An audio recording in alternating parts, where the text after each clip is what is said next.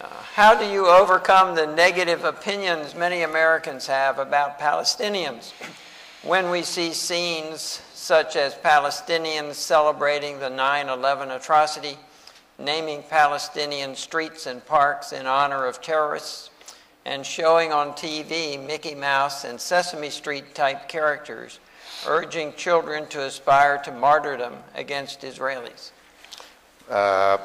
Well, I think referring to the 9/11, I don't deny that some Palestinians did celebrate in East Jerusalem. I mean, at the time, that was a very shameful, ignorant act on their part, and it did not reflect the reaction of the majority of the Palestinians and the Palestinian leadership at the time. I don't think that any human being could have condoned what happened on September 11, other than the perpetrators and those who supported them. So to try to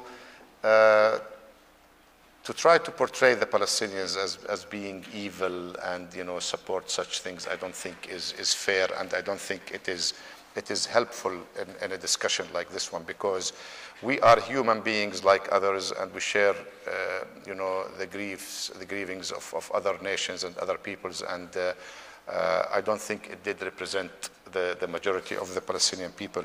On the issue of Sesame Street, and this is something I think that was done not by the PLO and the Palestinian leadership, by certain factions and groups.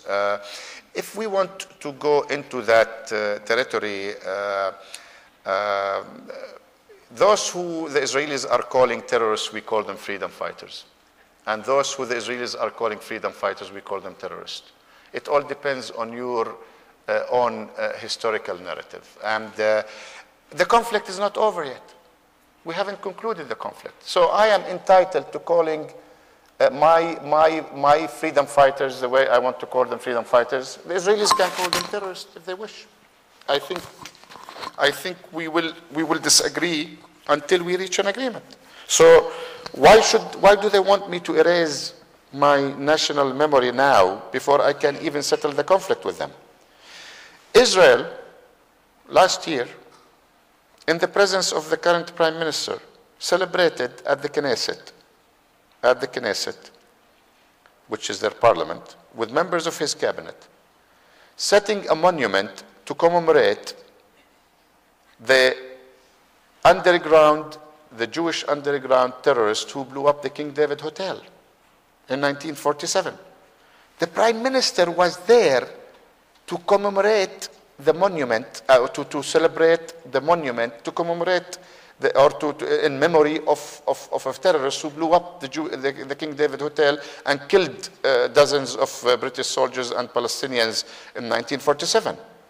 And nobody in this country, raised a voice about, how inconsiderate and how unacceptable that was. But what I want to say here, we haven't yet resolved the conflict. And we have different narrative of what happened. I'm not asking them to change their narrative now, and they should not ask me to change my narrative now. Before we reach an agreement, I have the right to maintain my narrative. So does the United States of America in their struggle against the British and the French. I mean, you had people who committed things, but they were idealized and, symbolic for resistance and fighting against occupation and against foreign powers. So to the French and the Germans and everybody, don't ask me to erase my national memory, because I will not do that.